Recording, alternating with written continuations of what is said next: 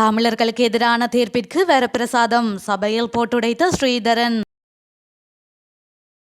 நாட்டை விட்டு தப்பியோட கோட்டாபயவுக்கு கிடைத்த வாய்ப்பு ரணிலுக்கு கிடையாது.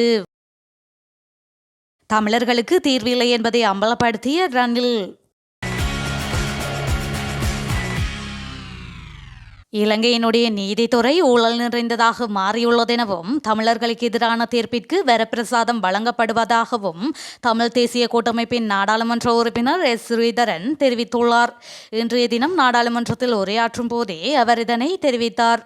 அவர் மேலும் தெரிவிக்கையில், முல்லைத்தீவு மாவட்டத்தினுடைய நீதிபதி டி. சரவணராஜா இந்த நாட்டை விட்டு வெளியேறுவதற்கு காரணமாக இருந்த நாடாளுமன்ற உறுப்பினர் உட்பட்ட பேரினவாதிகளுடைய நடவடிக்கைகளுக்கு இந்த அரசாங்கம் இதுவரை சரியான பாதையை திறந்துவிடவில்லை. இதனால் நாட்டிலே இருக்கின்ற சகல மக்கள் முன்னிலையிலும் நாட்டினுடைய நீதித்துறை கேள்விக்கு உட்படுத்தப்பட்டிருக்கின்றது. இலங்கை ஒரு நீதியான துறையாக இல்லை என்பதைத்தான் இந்த சம்பவங்கள் காட்டி நிற்கின்றன எனவும் இலங்கையினுடைய நீதித்துறை மரணித்து விட்டதெனவும் அவர் சுட்டிக்காட்டியுள்ளார்.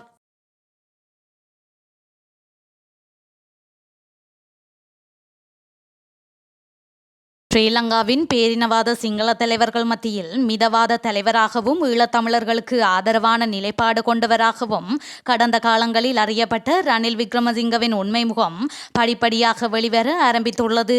இனப்பிரச்சினைக்கான தீர்வை மாத்திரமல்லாமல் இறுதிக்கட்ட போரின் போது இழைக்கப்பட்ட மனித குலத்திற்கு எதிரான குற்றங்கள் மற்றும் யுத்த குற்றங்களுக்கு நீதியான விசாரணையையும் உறுதி செய்வார் என இதுவரை காலமும் தமிழ் மக்கள் நம்பியிருந்த நிலையில் அதனை பொய்யாக்கும் வகையில் ஜெர்மனிய ஊடகம் ஒன்றுக்கு வழங்கிய நேர்காணலில் தனது சிங்கள பேரினவாத முகத்தை ரணில் விக்ரமசிங்க வெளிக்காட்டியுள்ளார். குறிப்பாக உயிர்த்த ஞாயிறு தாக்குதல்களுக்கு மாத்திரமல்ல, எந்த ஒரு விடயங்களுக்கும் சர்வதேச விசாரணைகளை மேற்கொள்ள தாம் இடமளிக்க போவதில்லை என ரணில் விக்ரமசிங்க திட்டவட்டமாக தெரிவித்துள்ளமை நீதிக்காக போராடும் தமிழ் மக்களுக்கு பேரிடியான செய்தியாக அமைந்துள்ளது.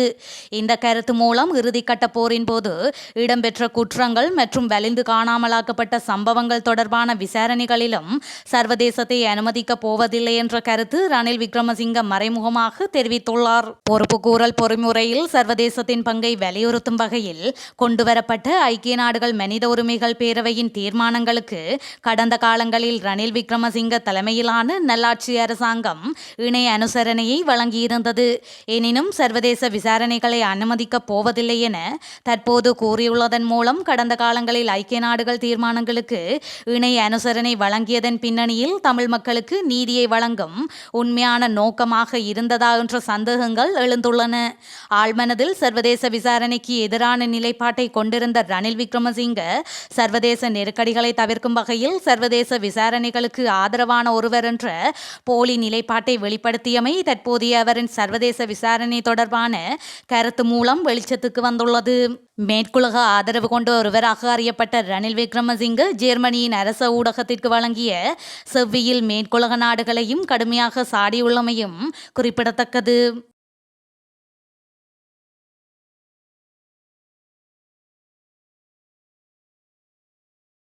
இலங்கையில் கடந்த 1983 ஆண்டு தொடங்கிய இனவாத பிரச்சினைகளை சில அரசியல்வாதிகள் தமது தனிப்பட்ட தேவைகளுக்காக தொடர்ந்து முன்னெடுப்பதாக இலங்கை தனியார் பேருந்து உரிமையாளர்கள் சங்கத்தின் தலைவர் கெமுனு விஜயரத்ன குற்றம் சாட்டியுள்ளார். தமிழ் மற்றும் சிங்கள மக்களிடையில் இருந்த ஒற்றுமை தற்போது இல்லாமல் போயுள்ளமைக்கும் இனவாத நோக்கத்துடன் செயல்படும் சில அரசியல்வாதிகளே காரணம் எனவும் அவர் சுட்டிக்காட்டியுள்ளார்.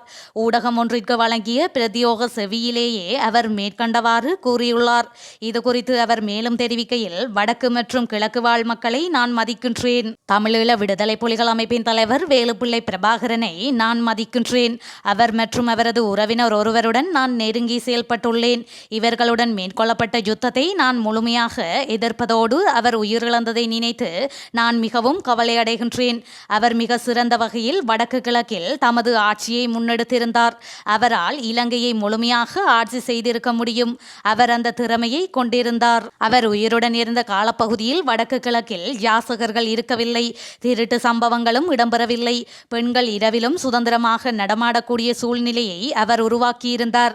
சிறந்த ஆட்சி முறையை அவர் பின்பற்றியிருந்தார். இப்படிப்பட்ட ஒரு தலைவரை கொன்றது தவறான காரியம். சமாதானமான முறையில் அவருடன் பேச்சுவார்த்தைகளை முன்னெடுத்திருக்கலாம். இனவாதத்தை நான் முழுமையாக எதிர்க்கின்றேன். இனவாதத்தை சிலர் துஷ்பிரயோகப்படுத்துகின்றார்கள். இலங்கையில் உள்ள சிங்கள அரசியல் அரசியல்வாதிகள் நாட்டை அபிவிருத்தி செய்ய நடவடிக்கை எடுக்க மாட்டார்கள். அதனை தமிழ் அரசியல்வாதிகளும் செய்ய மாட்டார்கள். இருதரப்பினரும் இனவாத கருத்துக்களை பேசிக் கொண்டிருப்பார்கள். இந்த நிலையில் வெளிநாடுகளில் உள்ள தமிழர்கள் இலங்கையில் முதலீடுகளை மேற்கொள்ள ஆயத்தமாக இருக்கின்றார்கள். வடக்கு மற்றும் கிழக்கை அபிவிருத்தி செய்ய அவர்கள் ஆயத்தமாக இருக்கின்றார்கள். எனினும் அதற்கான வாய்ப்புகள் மிக குறைவானதாகவே உள்ளது. சில அரசியல்வாதிகள் இதற்கு காரணமாக இருக்கின்றார்கள். அரசாங்கம் புலம்பெயர்ந்தவர்களுடன் இணைந்து செயல்பட வேண்டிய காலம் வந்துவிட்டது. இல்லாவிடின் இலங்கை எதிர்வரும் நாட்களில் பாரிய நெருக்கடிகளை எதிர்நோக்க நேரிடும். வடக்கு மற்றும் கிழக்கு வாழ் மக்கள் இலங்கையர்களாக அனைவருடனும் ஒன்றிணைந்து வாழ ஆசைப்படுகின்றார்கள். இதனை புரிந்து அனைவரும் செயல்படுவதன் மூலம் இலங்கை பாரிய அபிவிருத்தியடைந்த நாடாக மாறும் என மேலும் அவர் குறிப்பிட்டுள்ளமை குறிப்பிடத்தக்கது.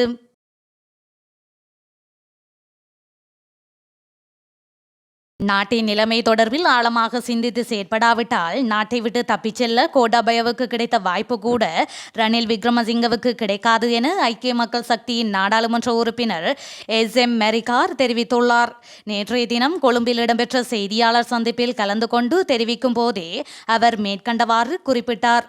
தொடர்ந்தும் தெரிவிக்கையில், ஆசியாவிலேயே மின் கட்டணம் உயர்வாக காணப்படும் நாடுகளில் இலங்கை 3வது இடத்தில் உள்ளது. 30 பில்லியன் ரூபாய் எதிர்பார்த்த வருமானம் கிடைக்காததன் காரணமாக மீண்டும் மின் கட்டணத்தை அதிகரிப்பது தொடர்பில் அமைச்சரவையில் அவதானம் செலுத்தப்பட்டுள்ளதாக தகவல்கள் கிடைத்துள்ளன. அவ்வாறு மீண்டும் மின் கட்டணம் அதிகரிக்கப்பட்டால் தென்னாசியாவிலேயே உயர் மின் கட்டணத்தை கொண்ட நாடாக இலங்கை விளங்கும்.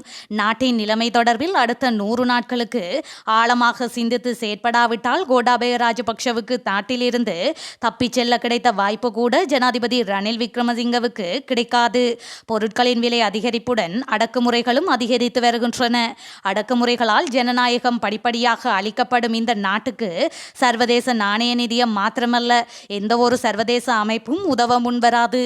இவற்றை மூடி மறைத்து ஊடக பிரிவினூடாக இவ்வாறான பிரசாரங்களை முன்னெடுத்து வந்தாலும் அடுத்த ஆண்டு இந்த காலப்பகுதியில் ஜனாதிபதி ரணில் விக்ரமசிங்க வீட்டுக்கு அனுப்பப்பட்டிருப்பார். கியூபா, அமெரிக்கா மற்றும் ஜெர்மன் போன்ற நாடுகளுக்கு ஜனாதிபதி விஜயம் செய்துள்ளதால் என்ன நன்மை கிடைத்துள்ளது?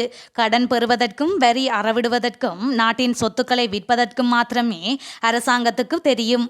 மக்களின் பொறுமைக்கும் ஒரு எல்லை இருக்கின்றது. அதனை சோதிக்க வேண்டாம் என்று கேட்டுக்கொள்கின்றோம். தேர்தலில் தோல்வியடைந்தவர்கள் ஜனாதிபதி அலுவலகத்தை முற்றுகையிட்டு பேரம் பேசிக் கொண்டிருக்கின்றனர். உத்தேச தேர்தலில் நிச்சயம் ஆட்சி மாற்றம் ஏற்படும். ஆட்சி மாற்றத்தின் பின்னர் இவை அனைத்துக்கும் இந்த அரசாங்கம் நஷ்ட ஈடு செலுத்த வேண்டி ஏற்படும். அடுத்த வருடம் தேர்தலுக்குரிய வருடமாகும். ஜனாதிபதி தேர்தலை ஒருபோதும் காலம் தாழ்த்த முடியாது. அதற்கு முன்னர் நாடாளுமன்ற தேர்தல் இடம்பெறும் என்பதே எமது எதிர்பார்ப்பாகும். அடுத்த ஆண்டுக்கான வரவு செலவு திட்டத்தில் சில அமைச்சுக்களுக்கான ஒதுக்கீட்டு சட்ட மூலங்கள் தோல்வியடையக்கூடிய வாய்ப்புகளும் உள்ளன என்று அவர் மேலும் குறிப்பிட்டுள்ளார்.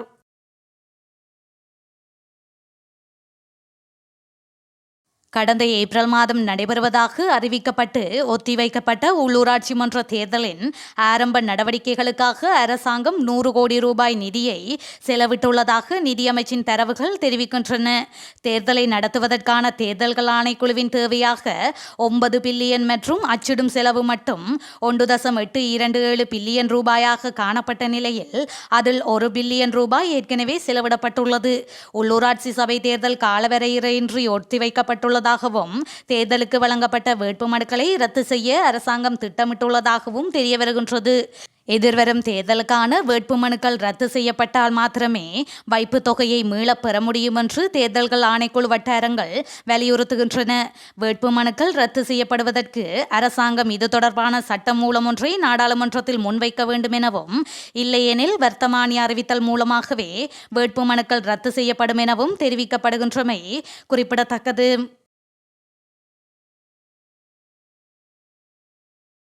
முல்லைத்தீவு மாவட்ட நீதிபதி டி. சரவணராஜா பதவி விலகியமை தொடர்பில் காரணம் தெரியவர சுயாதீன விசாரணை ஒன்று முன்னெடுக்கப்பட வேண்டும் என எதிர்க்கட்சித் தலைவர் சஜித் பிரேமதாச தெரிவித்துள்ளார்.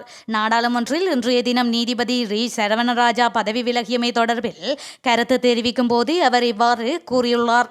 மேலும் தெரிவிக்கையில், முல்லைத்தீவு நீதிபதிக்கு சில தரப்பினரால் அழுத்தங்கள் பிரயோகிக்கப்பட்டுள்ளதாகவும் அவரது உத்தரவை மாற்றியமைக்குமாறும் கூறப்பட்டுள்ளது.